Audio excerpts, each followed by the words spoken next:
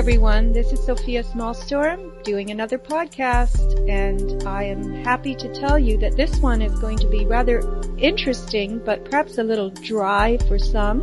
I'm going to beat my guest around the ears to make sure that he keeps this lively. My guest today is Don Fox, whom I met at ConspiracyCon back in 2000. When was that? 13. Was it? Yep, Don? 2013, yep. Yes. There, you heard him. Don, welcome to my show. Thank you for having me, Sophia. And at that time, Don was giving a talk at ConspiracyCon in San Jose area about the eradication, let's just call it, of the Twin Towers on 9/11. There are many theories that have fallen into the soup kettle, and Don has pursued the theory of mini-nukes, nuclear destruction, and he's going to give us a course in basic physics of this kind of event, I guess you could say, so that we can understand how it pertains to what we've observed in the aftermath of 9/11. Does that sound right, Don? Yeah, that sounds about right. Okay. So Don is, you can tell us how you got into this, your little bio, your common man's trek to stardom. Sure, yeah. How does an average guy end up doing podcasts with the Sofia Smallstorms of the world? Well, I guess it started for me, back on 9/11 of 01. I was just a regular cube guy doing a medical claims billing job downtown Minneapolis, and I listened to the whole thing on the radio, and I heard about the first plane, and then when the second plane hit, I was like, something has got to be up, but I didn't know what. I was busy. I had a full-time job. I was going to school, and I didn't delve very deeply into it. I just thought the whole thing was kind of a mess, and then I kind of skated along until about 2004 when I heard Dave Von Kleist on with George Norrie, and he was talking about his video In Plain Sight. And then he started talking about the funny business with the planes, and then I said, yeah, something's up here. I need to wake up and start looking into it. And it wasn't long after that I came across the Finnish military expert, and he was talking about the nuke angle. And I started looking at pictures of the nuclear tests out in the desert and comparing that to what I saw in New York, and I went, yep, that's what they did. They nuked it. And ever since then, I've been learning more and more about nuclear explosions, how nuclear bombs work, decay, fission, fusion, all that good stuff. Now, Don, did you, for any length of time, adhere to one or another of the other explanatory theories? I started leaning towards the Steve Jones camp in about 2006. That I thought, well, maybe they took out the center part of the building with the nuke, and then they used the nanothermite on the outer part of the building. And then, because Steve came out with that paper, I was, I had nowhere near the knowledge I have now. I kind of bought into the no fission angle for about a year or two there. So Steve did throw me off the track for a year or two, and when I finally figured it out, Steve Jones is really the guy that's what got that's the pebble that got in my shoe, and that's what really gave me the impetus to go public with this stuff. Okay, so, when we saw those rows and rows of very regular emissions, white puffs, floor after floor after floor, coming out of the outside of the building, would you say that some kind of conventional explosive was planted in the exterior frame? Yeah, that's it. Yeah, let's just cover my mini nuke theory just real quick. So as Dr. Bill Deagle has described it, it was a chain of pearls. So there was a series of small nukes detonated from top to bottom of the building, and the the purpose of that was to take out the core columns. But yeah, I believe on the outer parts of the building they use conventional charges like HDX or RDX, something like that. Okay. So a combined methodology then, but the nukes were used to demolish the internal frame, the core, right? Yeah, the 47 core columns, yeah. Mm-hmm. So do you want to tell us some of what, how can we substantiate this theory based on, for instance, the readings in the dust? Okay, yeah, and then in 2011 I heard Jeff Prager do a show with Jim Fetzer, and Jeff started doing this whole breakdown on the USGS dust samples, and my jaw, I was listening to this on the way to work. I'm on the bus. My jaw just went right into my lap. I was like, wow, this is just devastating info, and like nobody knows it. So I became somewhat of a Jeff Prager disciple there for a while. Jeff is a really, really smart guy, and can we look him up on the internet? Yeah, and Prager. Yeah, Jeff Prager. He's put out a couple of PDFs, and we co-wrote an article. It's called Mystery Solved. The WTC was nuked on 9/11. If you Google that, it'll come up either on my blog or on Veterans Today, and that's got Jeff's dust sample breakdown. And, okay. And so once you understand uranium-235 fission and the decay of the nuclear decay of the fission fragments, then what's in those dust samples makes perfect sense to you. Well, can you help us understand that? Sure. Let's cover a little bit of nuclear physics basic stuff here. So why are nuclear bombs so powerful? Why is there such a big energy release with uranium? Why uranium? Why not thorium or some of these other elements? It boils down to math. I guess we'll get into that. So just a couple of basics here quick. So everybody pretty much knows that an atomic nucleus is made up of protons and neutrons. Protons have a positive charge. Neutrons are neutral. A neutron is slightly bigger than a proton. And then in the outer part of the atom, you've got electrons that orbit the nucleus. And electrons are very small. They're about 1/1800th the size of a proton. So they have almost no mass. And they're negative. An electron is a negative charged particle. It's not believed to have any subparticles, so an electron is maybe about as small as it gets. Whereas protons and neutrons have quarks, up or down quarks in them, and I guess we don't have to go into quarks today. So that yeah, quark talk is not the most riveting radio ever. So we know that a proton is a positive charge, and the number of protons in your atom, that defines what chemical element your nucleus represents. Neutrons are there to just kind of hold everything together. So the bigger your nucleus, the more neutrons you need to keep it from flying apart. And I guess one of the key things you want to take away from the study of the nucleus, the atomic nucleus, is that even though their atoms are small, they're extremely dense. Nuclear density is about 200,000 tons per cubic millimeter.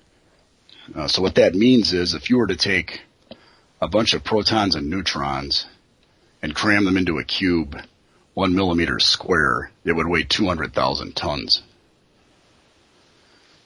Now, wait a minute. I don't want to sound like an idiot, but this is true of every atom? Yep. That it has this amazing density in the nucleus? Yes, yep. Okay. And then, we're familiar with the Einstein equation that, E equals mc squared. So when matter gets converted into energy, you've got a big energy release. And with a cubic millimeter, if that's 200,000 tons of density, that's why you get these enormous energy releases. Okay. And there's that's fission, right? When Yep. you split the atom. Yes, correct. And then so there's a big energy release because you're breaking that nucleus. Yep, because you're losing mass, and that lost mass gets converted into energy. Okay. So then you get the big boom, as it were. Is it heat energy also? Thermal energy? Yes, yeah, quite a bit of heat gets released, and although an atom, when it fissions, the main thing the atom worries about, I guess, is the energy release, not so much the explosive release. But human beings, when they're making bombs, they're concerned about the explosive quality to it. Okay. And one thing about matter is that you can have, so with these protons and neutrons, you can have a lot of different combinations.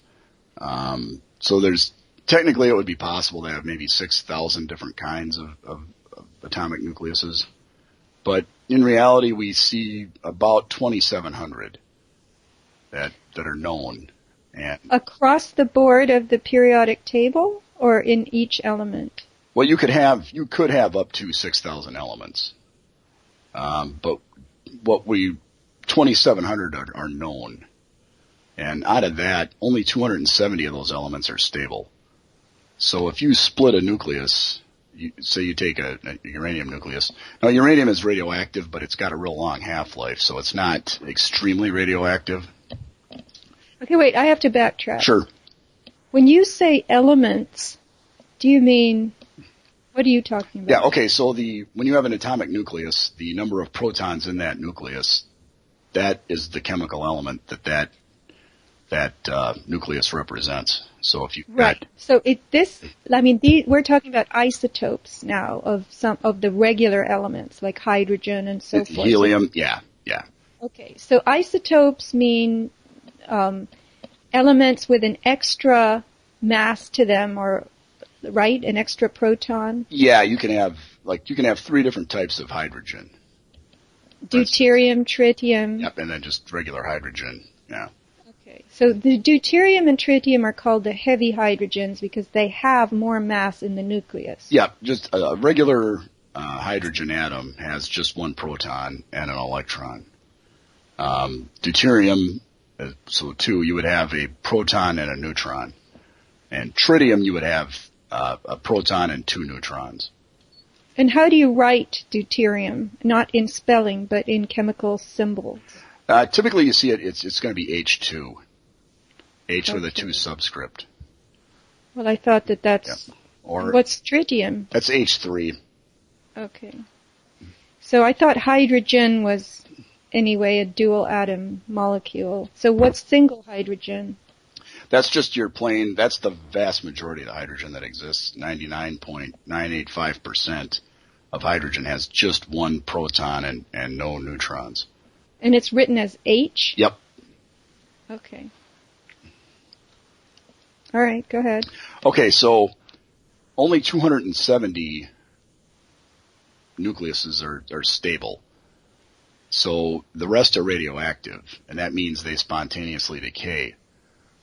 The driving force behind all radioactive decay is the ability to produce products of greater stability than you had initially.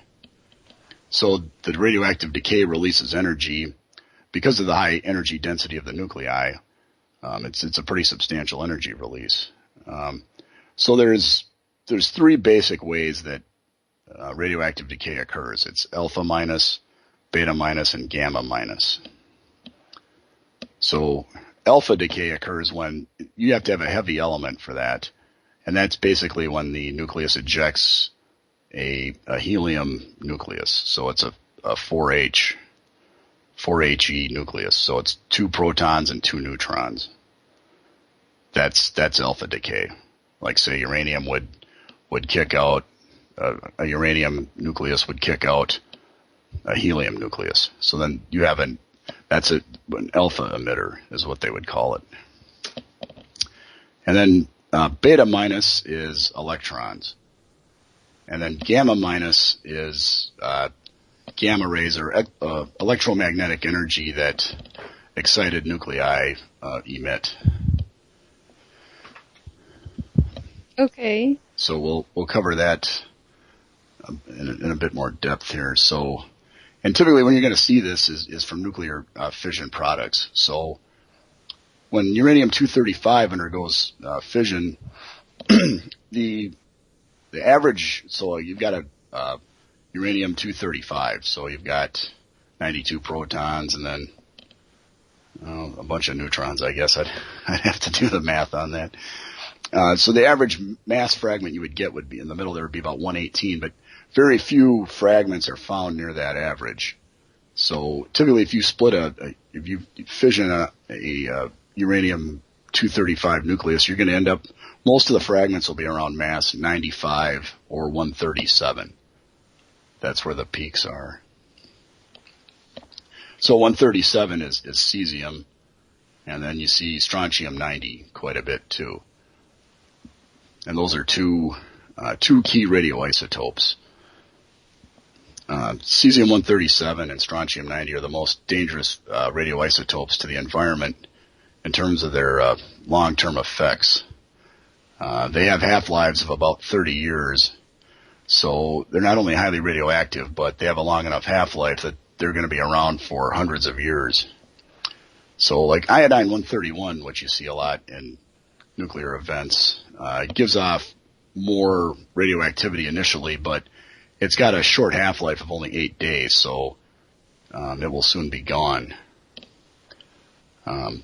Besides its persistence and high activity, cesium-137 has the further insidious property of being mistaken for potassium by living organisms. Okay, I want to say something because sure. I was not aware that radioactive iodine had such a short half-life, which makes me very happy because I continually am chastised by people who don't want me to even put my toe in the ocean because of Fukushima, and that the kelp in the Pacific Ocean is riddled with radioactive iodine. So it can't possibly be, since Fukushima was not 8 days ago, right? Yeah, unless it's still emitting iodine-131 as more material melts down. But yeah, iodine-131 has a very short half-life. Right, 8 days. Yep. Whereas... And I want to just go back. I know this is a very bullheaded of me, but I'm looking at Wikipedia, and it says at standard temperature and pressure, hydrogen is a colorless, odorless, tasteless, non-toxic, non-metallic, highly combustible diatomic gas with the molecular formula H2. So that's what my understanding was, that hydrogen is normally found diatomically as H2. So would that be deuterium? No, that's what they're talking about there. H2, they're talking about oxygen. So or if it's just hydrogen gas, it's going to be... hydrogen gas, H2. But you told me that's deuterium. That's normally typically for when you're studying this nuke stuff, they call it deuterium H2 it's a big 2, H2. Oh, I see. It's not H sub 2. No, it's like 2H or 3H or H3. Yes. Yeah. Okay, that makes sense to me because I was worried because I thought I don't know the right thing now.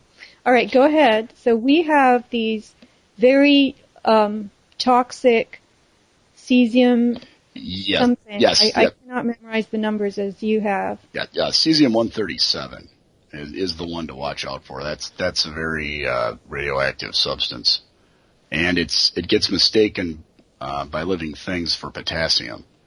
So living organisms will take it up thinking they're getting an electrolyte, but they're actually getting a radioactive isotope.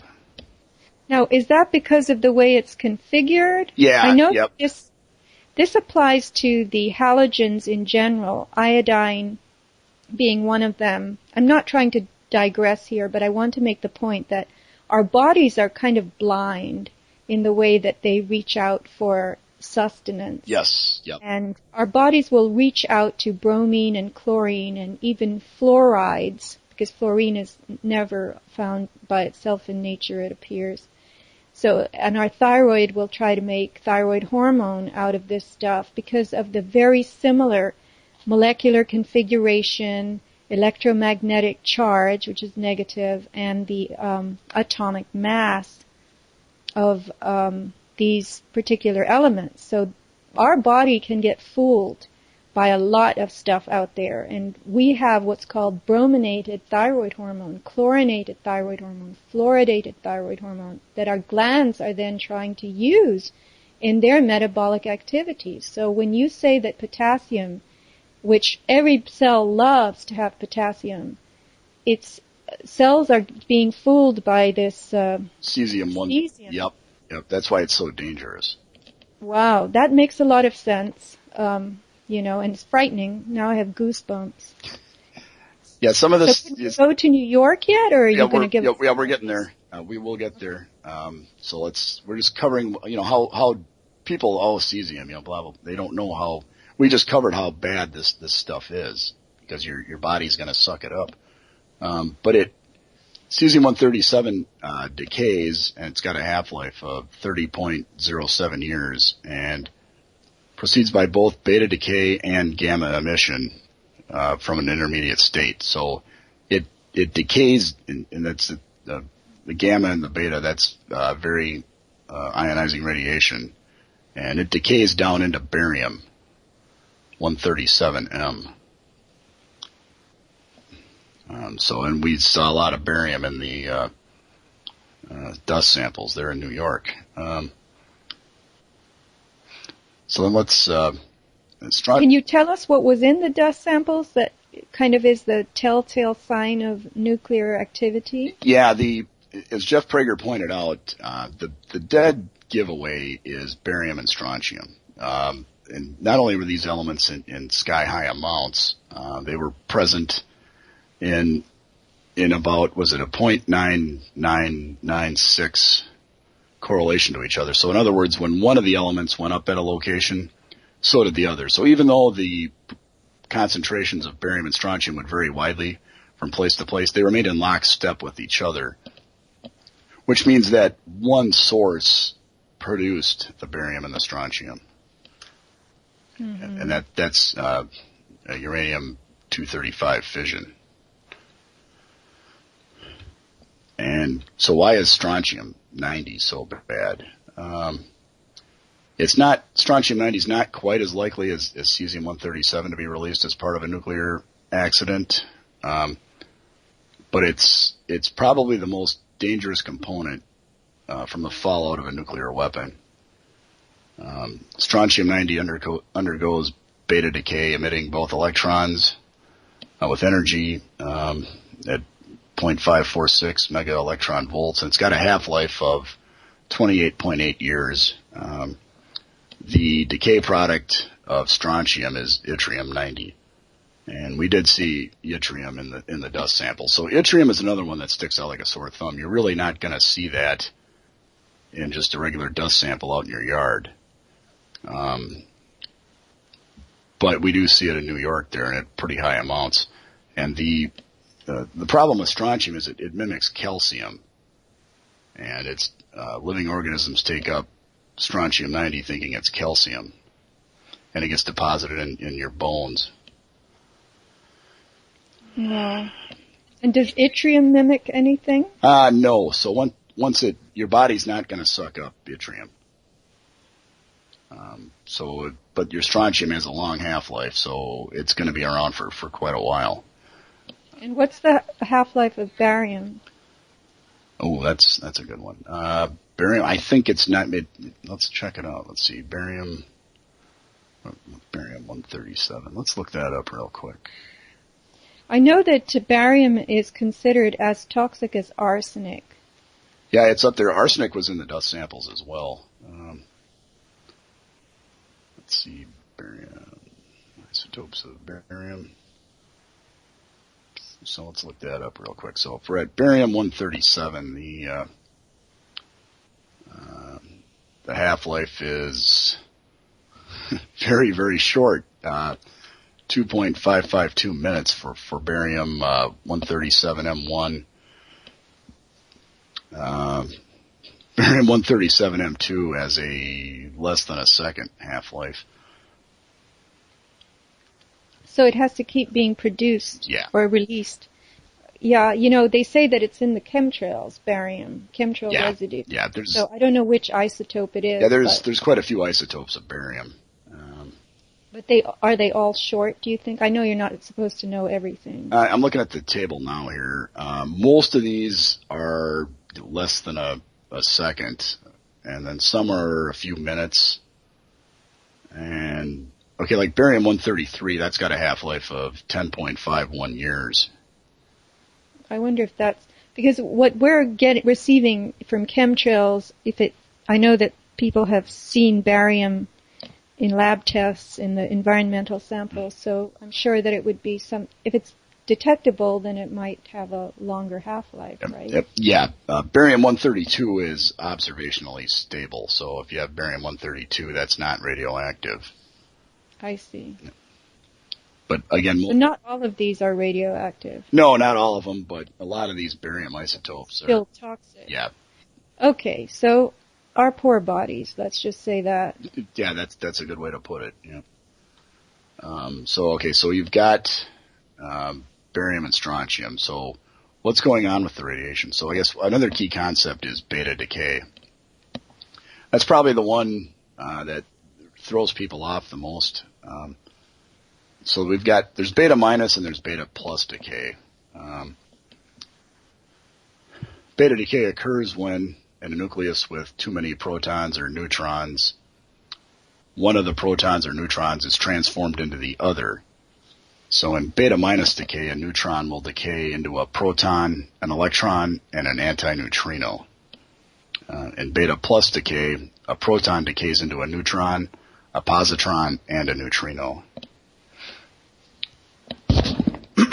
So you get the beta minus decay. You're getting the high energy electrons, and that's, for our 9/11 context, that's probably the thing to come away with here is high energy electrons from beta minus decay. And how do we know that was present? Okay, so that would bring us to kind of the topic of the day here. The topic du jour would be Cherenkov radiation. That was discovered back by Russian scientist Pavel Cherenkov, maybe 100 years ago or so. Can you spell his name properly? Because you've now said it two different ways. Oh, I probably butchered it. I think it's Cherenkov.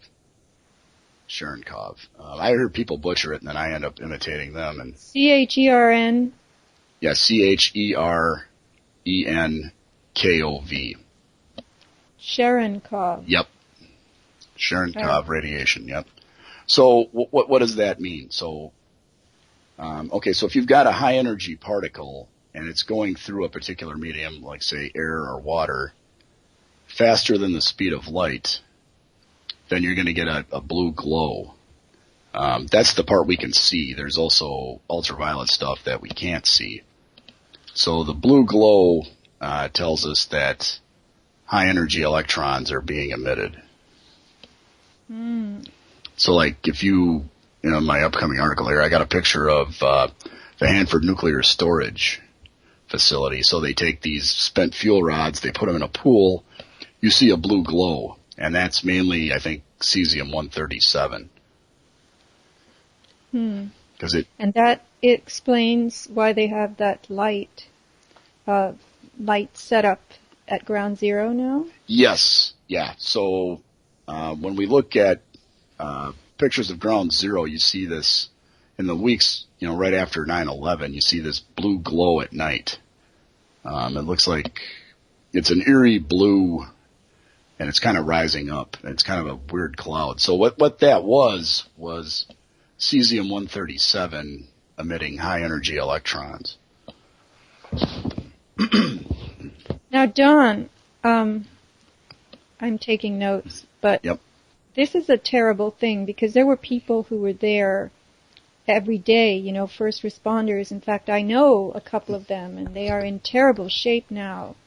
They've lost all their teeth and some, and deteriorating. I hope you'll talk a little bit about the physical symptoms and Gordon Duff had an article came out last summer called 9/11 Nuke Cancers Revealed, to where up to 70,000 New Yorkers have applied for assistance, and most of that is with cancer treatment.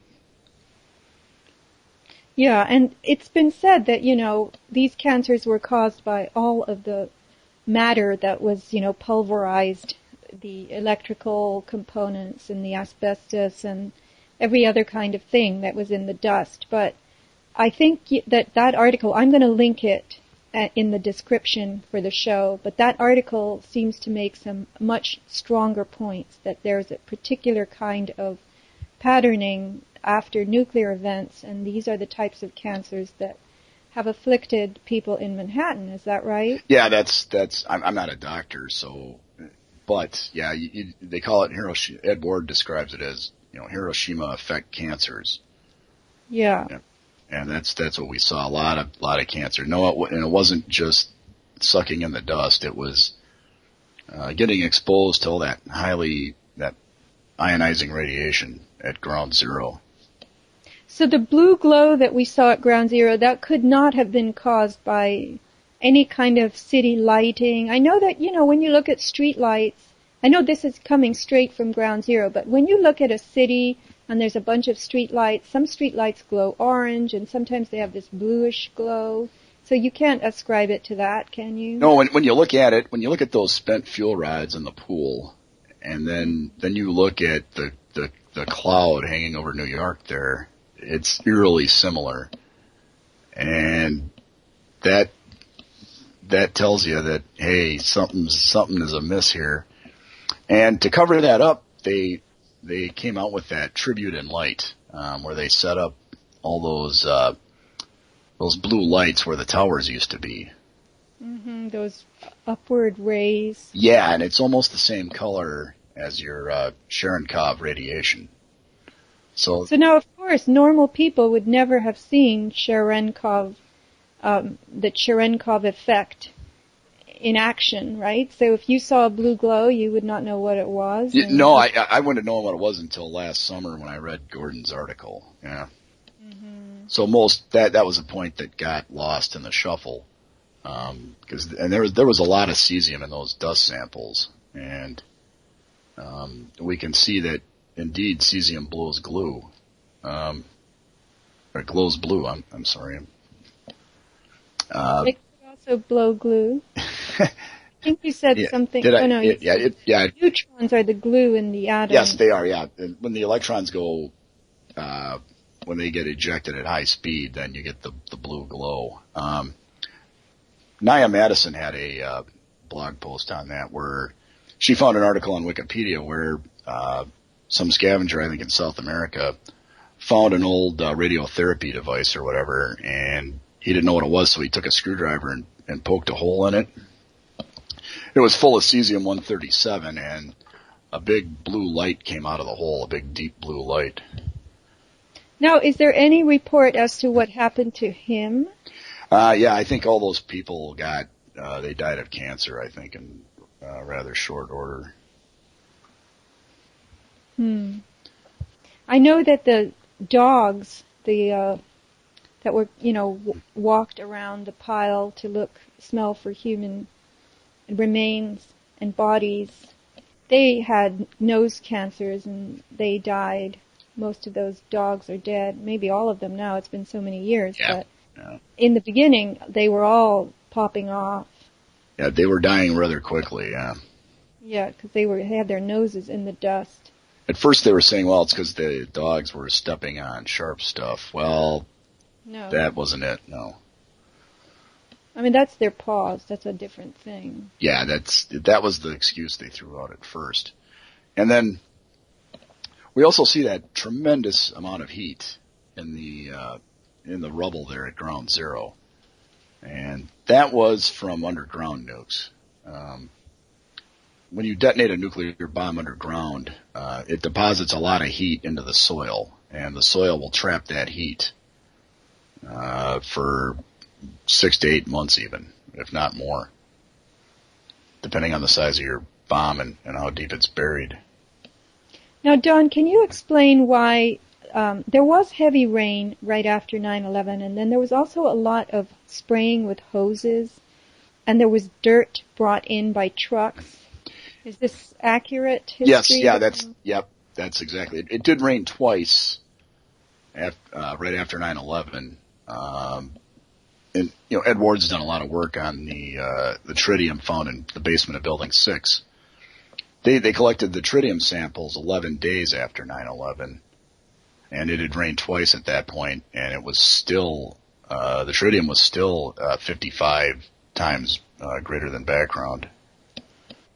So what did the rain do, if anything? I mean, I'm trying to, in my conspiracy mind, I'm trying to figure out if that rain was nature, or it was created, and why they sprayed as well.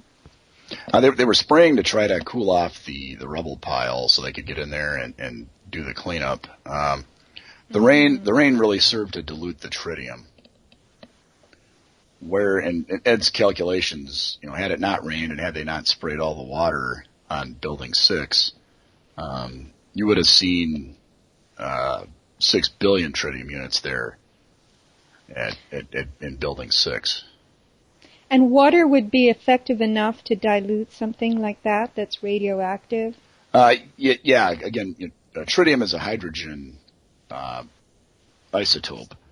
Yeah, it's hydrogen 3. Yep. And so when you have a nuclear or a thermonuclear explosion, you get a lot of tritium released. And almost all of that tritium gets converted into water. So you've got... Because it combines with oxygen? Yep. It behaves chemically exactly like regular hydrogen would. So you've got tritiated water at ground zero, but then because it rained, that tritiated water got diluted by regular rainwater. And the fire hose water also diluted it. Okay. But Building 6, as we remember, had the big scooped out center in it, and it was smoldering for weeks after 9/11. So how does a jet plane that hits the Twin Towers, how does that create a crater in Building 6? And how does it melt? And remember, in the basement of Building 6 now we had cement that was so hot it was flowing like lava. So that firefighter that we saw the video of in the aftermath of 9/11, he was actually referring to Building 6 when he said flowed like lava? Yes, yep, that was Building 6, yep. Oh. So it was necessary to destroy the entire complex along with Building 7, right? Yep, Building 7 was also nuked. And what proves that? Okay, so I've got on my blog, if you Google,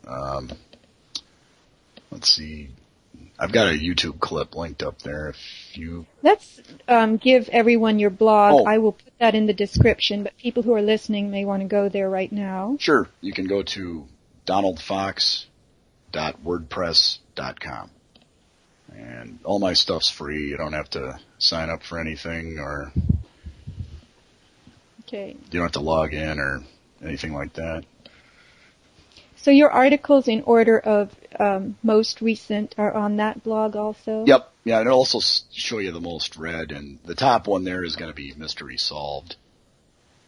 Okay. WTC was nuked on 9/11.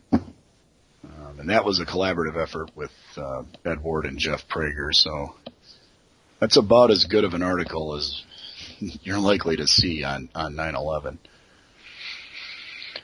Okay. But I had a blog post. I did a show with Fetzer back in, I want to say July of 2012, and I've got a video there. It's a kind of like a home movie of the collapse of the Twin Towers and Building 7. And most people, when you think of Building 7, you just think of that, the top of it coming straight down at a very high rate of speed. But if you watch the collapse, in quotations there, of Building 7, for about a minute after, you see the pyroclastic dust clouds that we saw with the towers, we also see with Building 7. And that proves it was nuked? Yeah, when you see those kind of clouds, that's really the dead giveaway. And Ed Ward found heat signatures. It took a couple days because these were underground nukes. So, whereas with the Twin Towers, you had a series of above ground nukes that were detonated in the core columns from top to bottom, and they were shaped charges that were shaped to blow up.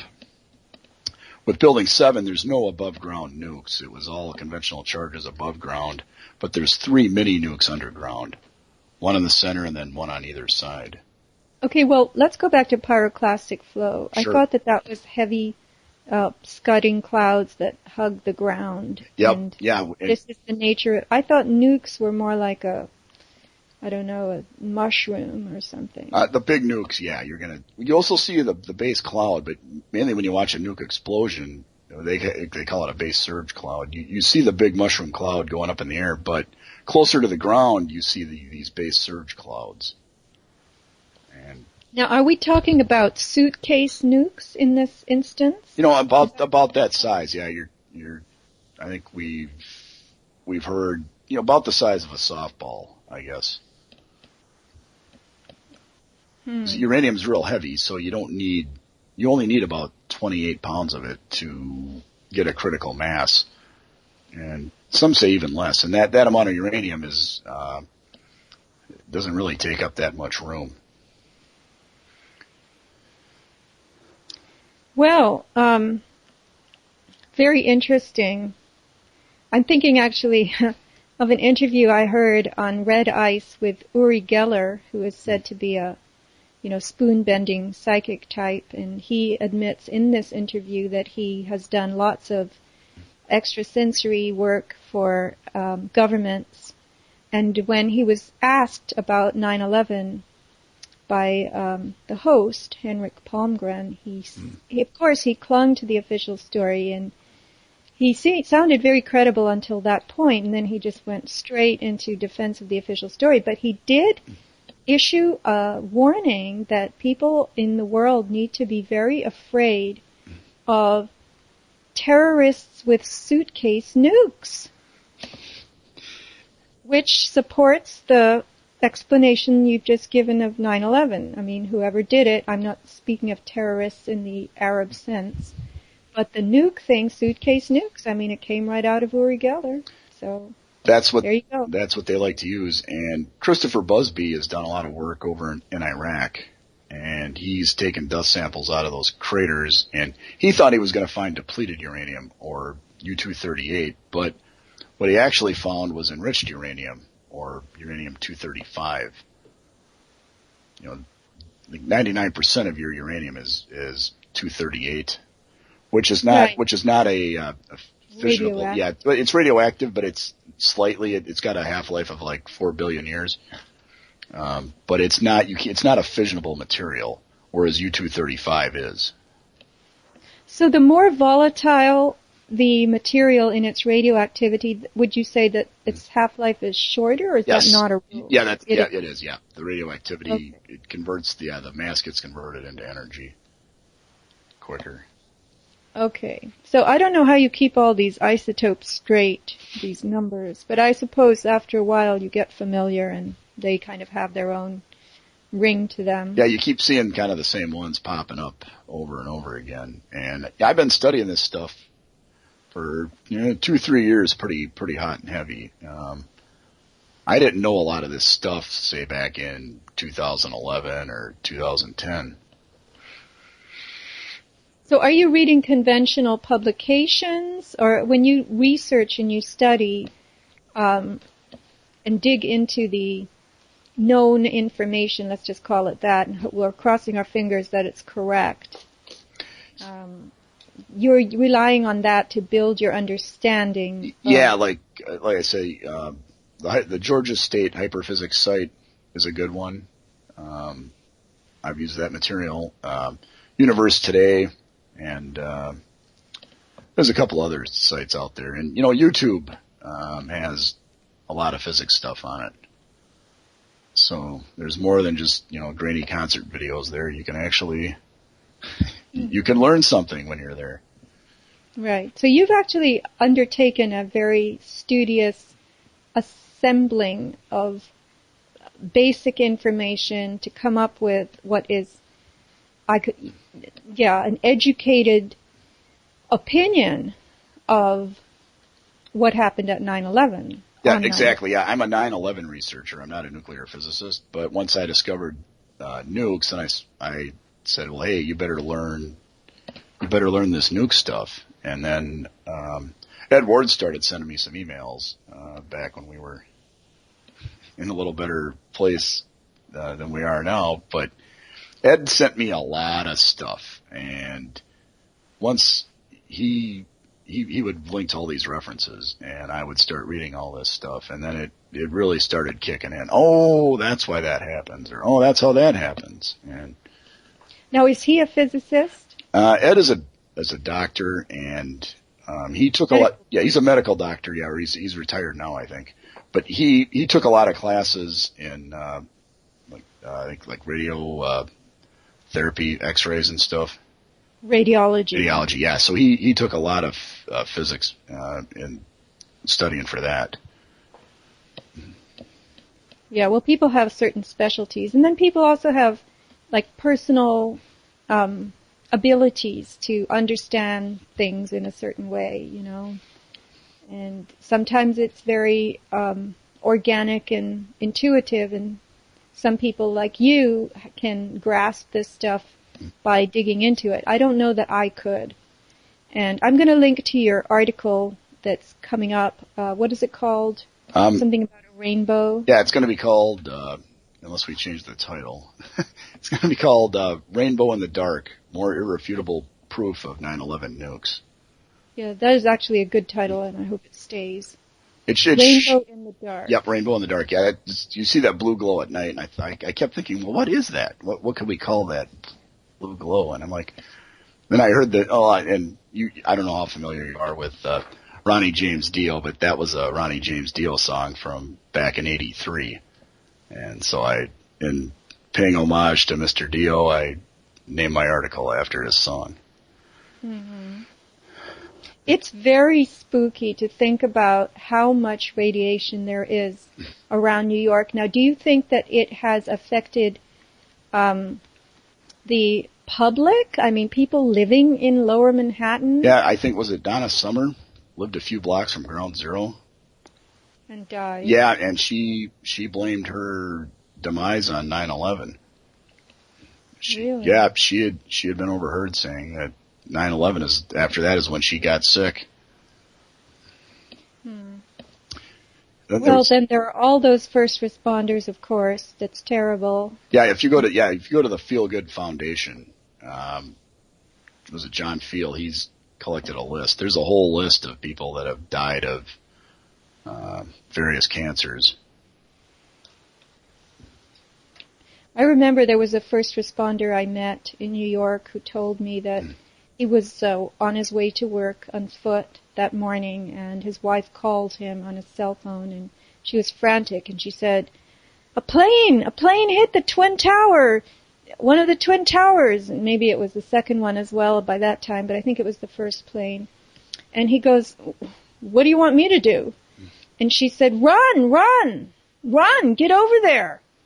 And, that was his training. He was a responder. So he said, I started running. And he said he was never the same again. And his body has taken the blow, Yeah, well, he was exposed to a lot of ionizing radiation, and that will mess you up. And as we see, cesium and strontium, which were found in the dust samples, really play havoc with your body.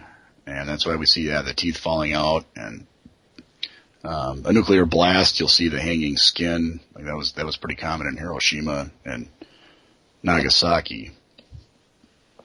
Now, I want to mention that I want to get a little bit into the discussion of the fluoride explosives here, just as a prep for the next interview we'll do, which we will, I hope. I read this book, The Fluoride Deception by Christopher Bryson, and I could not notice that, my gosh, fluoride is extremely powerful, and it can do all these things that, I'm seeing parallels to 9/11. It can extract metal from rock at room temperature. It is used in explosives. It explodes on its own in these Manhattan Project plants, uranium hexafluoride explosions, and then there are all these different compounds that fluorine makes because it loves to go and find elements to bond with. It's very, very, they call it the bully of the periodic table. And there was an explosion in Cleveland at the Manhattan Project plant on the, I hope I'm saying it right, Cuyahoga River. Yep. And this woman, they used to make blacks work with the fluoride. I guess it was in a powder form, because the white people's skin was way too sensitive and it would get raw and red, and black people had more sebaceous glands, and their skin was conditioned for sun and whatnot, tropical climates, and the redness didn't show even if they did get irritation. It was just not as easy to see. So this woman who worked at that plant, there was a terrible explosion that happened, and she went running out, and she said she turned around and she saw all these workers, these black guys, running for their lives, and their skin was literally peeling off their bodies as they ran, and you could see the muscles underneath the flesh, and it was just horrible. And I've never forgotten that. I took tons of notes on this book, typed them up. But I thought to myself, when the first responder that I got to know, another one besides the one I just mentioned, he told me, Matthew Tartaglia, he told me that they would stumble around in the pile looking for human remains, and they couldn't find whole bodies. I think only 13 whole bodies were found. And they were constantly... Yeah, it was chunks. Yep. Yeah, coming up with what they thought were wet rags. And it turned out that these were not wet rags. It was shredded human flesh. So that's very icky, of course, but it's one of these things you don't ever forget. No, 9/11's not a pleasant subject, so yeah, this is the kind of thing you're going to end up talking about. And yeah, to go back to the Hanford Nuclear Storage Facility just real quick, they separated out the cesium and the strontium and put them in stainless steel capsules, and in the capsules, the cesium was in the form of cesium chloride, and the strontium went in there and it's strontium fluoride. I see. So there's more fluoride for you. Yeah, and, we'll cover fluoride in another interview, but it was my own personal theory that given what fluorine and fluorides could do to physical matter, and then the effects that it had on human teeth, for instance, it completely crumbles your teeth if you're caught with too much exposure to it. And this, I'm not talking about fluoridated drinking water, which is only, mild compared to what these people had to deal with in the Manhattan Project plants. They use fluoride to extract uranium to make the atomic bombs. That's why fluoride is used so voluminously in bomb making. But I believe there are fluoride explosives as well, and that's what we're going to get into more when you learn more about it. Yeah, we'll cover that in the next interview. Yes. So I had this theory that there could have been fluoride explosives used at the Twin Towers because of some of the effects that I had learned about in the workers, and then the properties of fluorine by itself, and in conjunction with other things that it bonded with. Very, very powerful explosive explosions occurring. Oxygen fluoride and the hexafluoride and this other strontium fluoride that you just mentioned. I don't know all of this at all by any means, but it's just, your brain sometimes... This is what you have to, if you're going to research stuff, this is how it goes, yeah. Yeah, you have to start somewhere, and then you say, wow, this is a lot like X, Y, and Z that I learned about. Could it be that? There's a parallel here. And so I did a couple of interviews back then, and I think it was 9, something like that, 8 that I was doing these interviews. And of course I didn't have anything to prove it, I just had a theory. So now we're going to get into it a little more. So maybe it's strontium fluoride that makes your teeth fall out from a nuke. Possibly. I mean, the Manhattan Project workers, many of them became toothless, and this particular first responder that I talked to, he told me that about 6 weeks after 9/11, he was shipped off the site because he had a body collapse. I mean, he started to get really, really sick. And he could not do the work anymore. And of course it broke his heart because that's what he was, I mean, when people are trained to be saving and rescuing and defending and working in the aftermath of a terrible event like that, then they don't want to quit. But anyway, so he said by January or so, that would be a few months after 9/11, his teeth started to break. Blacken and break. He would eat something and boom, another tooth just crumbled in his mouth. And he went to a dentist who sent him to an oral surgeon, and they got opinion after opinion, and nobody could figure out why his teeth were shattering and blackening like this. And he eventually had to have them all drilled out of his mouth pretty quickly too, because the doctors told him that or oral surgeons rather, that whatever he had going on in his teeth was so contaminating it was going to kill him unless he got his teeth out of his body right away. So he had all his teeth drilled out, all of them. The strontium, which mimics calcium, probably settled into his teeth.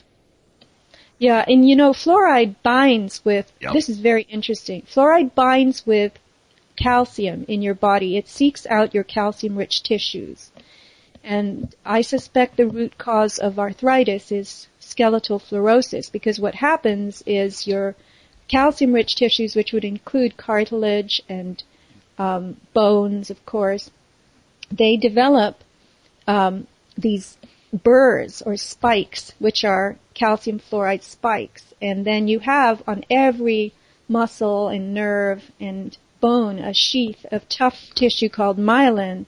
And that is a mechanical lubricant in the body. And the body has myelin so that muscles and bones glide smoothly over one another. But when the bones are punctured with these spikes, calcium fluoride, that myelin catches and tears. And you can't move your joints or muscles easily without great amounts of pain. So this would make sense that strontium, if it mimics calcium, that fluoride and strontium bind and then they go find your bones. Yep, and then your teeth fall out, and you're severely poisoned, and you get really sick. And then when your immune system goes down, then you're susceptible to the cancers. Right, of course. I mean, with that kind of contamination, your immune system doesn't have much of a chance unless you fortify hugely with nutrients, or I know that people have come back from very serious conditions with massive amounts of juicing and whatnot. I would urge people to go to the Gerson website, gerson.org, Gerson, and learn more there. But anyway, Don, do you have more to say to wrap this up and give us any kind of even firmer basis to understand this or believe this? I guess one thing that caught my eye back when I didn't know the nuclear physics stuff quite so much was watching the North Tower explode. You can see the debris getting shot up at a 45-degree angle and out 600 feet into the North Tower, or from the North Tower into the Winter Garden. And so there's just thousands of tons of debris that hit the Winter Garden, which was a glass atrium.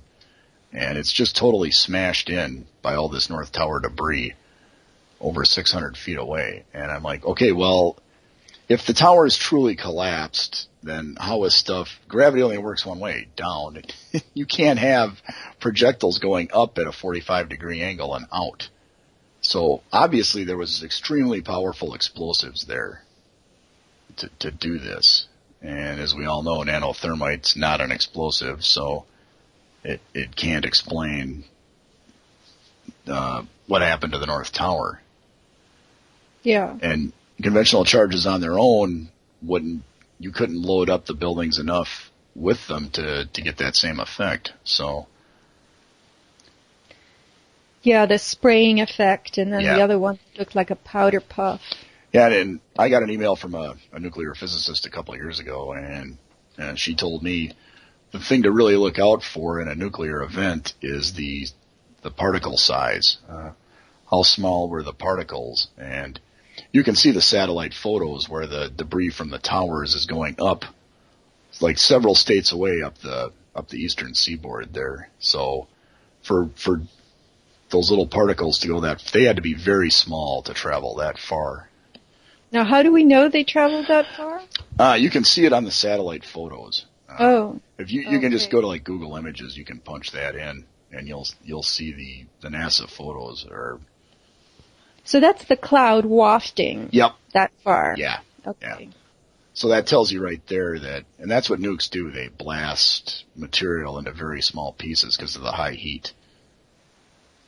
Well, so then really everybody on the eastern seaboard is potentially at risk, right? Yes, because this stuff, all it takes is if you just suck in one radioactive cesium atom or 3 or a strontium, you're in trouble if that stuff gets in your lungs or it gets in your bones. This was a very, very nasty event. Now, I understand that you're not a medical expert, but would you say that there's continued risk today? I mean, there are loads of people who visit Manhattan and live there and work there and Long Island and, the bridges are right there going into Brooklyn and Queens. Yeah, they spent a lot of years hauling dirt in and out, and the dirt that they hauled out went to the Fresh Kills landfill, and it's under armed guard. So, well, there are people living there too, Staten Island. Yeah, so because we're still well within the half-life of cesium and strontium. So wherever they dump that stuff, it's still probably radioactive to this day. Now, did they get most of it out of Lower Manhattan? Yeah, I think so. They hauled a lot of dirt out of there, but it took several years. So if you were in New York anywhere from 2001 to, say, probably 2008 or 9, you were potentially exposed. Well, but what about, buildings? Everything was coated in that dust cloud. And don't you think that there could have been embedding of radioactive particles? Yeah, some of them are. I think the rain eventually would probably wash away most of it down the storm sewer. But that would have taken quite a while, yeah. That would have. But that runs into the ocean. It does, yeah. And so everything around there is messed up. It's a mess, yeah. And what's bad is, the guys that did this, obviously they got away with it. So what's to stop them from doing it again? Well, the public just doesn't want to inquire into anything really, and they don't want to use their head to add 1 and 1 and get 2 or. Yeah, they don't want to. They'll jump on like if I do a show or whatever with Fetzer, and they'll jump into the comment section and start ripping on me, but they won't go to the hyperphysics site and read what it says there. They won't learn the nuclear physics basics. And well, those are trolls and shills that are. A lot of them are. The public doesn't even care. It wouldn't spend the time listening to this interview. It's it's a conglomerate in and of itself. It just wants to kind of hang out doing what it's doing and get through life and enjoy retirement. Yeah, it's a great effort just to pay the bills and keep a roof over your head these days, the way the economy's going. So I can see where some people aren't going to spend the hours and hours it takes to learn this stuff. But, if somebody doesn't, we're bound to get another 9/11. Well, do you have any comments to make on the Fukushima radiation, which, we're all told on the West Coast that we have to be careful, we should move, we shouldn't live here, we shouldn't swim in the ocean. I have my own theory that I've covered in radio shows and in my newsletter. But Honestly, it could be that they're calling all this attention to Fukushima and its spread to western United States, supposedly, in order to minimize and obscure the fact that the eastern seaboard is a place of great provable danger. Well, that's one angle I hadn't thought of. I have not done a ton of research on Fukushima. I heard Christopher Busby talking about it, and he said even if you took all the spent fuel rods and the nuclear material from Fukushima and dumped it in the Pacific Ocean, the overall effect would be negligible because the Pacific Ocean is so big. But I've also heard other people say, hey, look, this stuff is getting into the lower part of the food chain, and it's going to get taken up by the larger organisms, and it could be potentially an extinction level event. So, well, let me just throw in my 2 cents on extinction here and the ocean. I ordered a book about shoreline erosion, an excellent book. I would urge everybody to go and get it from Amazon or eBay or half.com, or get it used because new it's $80. Against the Tide by Cornelia Dean. If you're an ocean lover, you're going to love this book. But so one bookseller, he packaged up the wrong book, another Against the Tide about fishing, and he was about to send that to me, and then he realized, no, she doesn't want this one, she wants that one. So you know what he did? He sent me both. One of them was totally free, the commercial fishing book, and I'm plowing through that now, and I am stunned by what I'm learning. The ocean was so different even 200, 100 years ago. Cape Cod, did it ever occur to me, that it had loads and loads of cod? I mean, that's why it's called that, right? But you don't think of Cape Cod as a place of commercial fishing. You now think of it as a vacation area in Massachusetts, And it's amazing. I've been watching videos of commercial fishing, the prawn and shrimp industry, and how it's destroying the ecosystem on the other side of the world in Bangladesh and Southeast Asia. And what I learned about commercial fishing is I understand people do it, they have to do it, they want to make money, but it's rapacious, that's all I can say. And the ocean is declining for so many reasons, including U.S. Navy warfare testing ranges and programs. Yeah, I've heard the Navy's at war with the Pacific. Oh my God, it's not just the Pacific, Don. They have these experimental Navy warfare training range complexes all around the United States. They're up and down the eastern seaboard, Gulf of Mexico, western Pacific coast, and they're just a few miles offshore, and they openly tell us that they're doing this in the name of safety, homeland security. They've got to do these experiments with all kinds of weapons, including sonar, radar, explosives, chemical weapons. The list is just endless. And they're detonating all of this stuff, and they're smiling and telling us that it's going to wipe out this many marine mammals, and this, to say nothing of all the other species. And they're also, I believe, causing these clusters of, I forgot to turn my phone off, I'm sorry, clusters of fish that are panicking and thereby depriving each other of oxygen, and they're washing up dead, all the bait fish, for instance. So, for instance, the Hawaii training range complex, the concentration of where the experiments are going on is mapped as a small area, but then there's this extensive study range around it. And all of their bases underwater have the same. They have a concentrated area where they're doing the testing, quote unquote, and then this study range. And the study range around Hawaii is huge. It's 1/4 of the Pacific. That's the study range. So I am very skeptical of the honesty of this kind of reporting. I bet you anything that the study range also has experiments done in it. But at any rate, this to me explains many of the horrible things that we're seeing in the Pacific, from algae blooms to asphyxiation of local species and local populations of whatever. I mean, I've seen squid beach themselves, and everybody present, including tons of biologists from Scripps Institution of Oceanography and other, professions, marine biologists were standing there photographing, taking notes, and everybody was saying, it's the Navy, it's the Navy.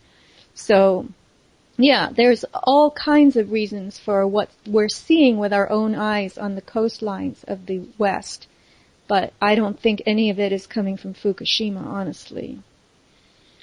Well, we know cesium-137 is getting dumped into the ocean, and I would imagine strontium is too. Now, exactly how much, I'd have to go and look all that up. And who's dumping it? Well, it's when the reactor is melted down, basically this stuff, there's nothing they can do. It just ends up going into the ocean. There's just no way to... It's pathetic, isn't it? I mean, like, where else are you going to put it? Outer space or something, right? Yeah, that's it. And we've really made a mess out of this thing. I mean, the nuclear bomb is probably the most devastating thing that's ever hit this planet.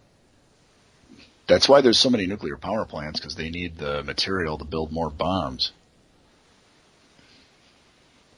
They need the material? Yeah. What material? Yeah, that's how you got to breed plutonium, and... Oh, so these are breeding... Yeah, you've got a lot of these reactors. They're called breeder reactors, where Yes. they're generating plutonium so they can blow stuff up. Israel likes plutonium. That's nice. That should be a T-shirt. Yeah, Kennedy went to shut down their reactor, and JFK had a secret war going with Israel that whole time he was president, and eventually they got him. Well, there is another article that was in Harper's Magazine that I read years ago called The Radioactive Boy Scout, and it was about a kid who built a breeder reactor in his shed, in his parents' shed. And he was doing amazing experiments, and he was just writing away for the different components. And I'm going to attach the PDF of that article. I believe I have it. But it's an amazing article, The Radioactive Boy Scout. Yeah. So there will be attachments and links in the show description for this show, and I hope we haven't wandered off too much.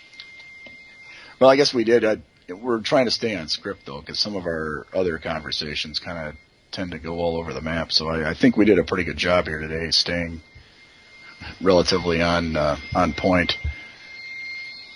Right, until the end when we got into Fukushima a little bit. But I like to air some of these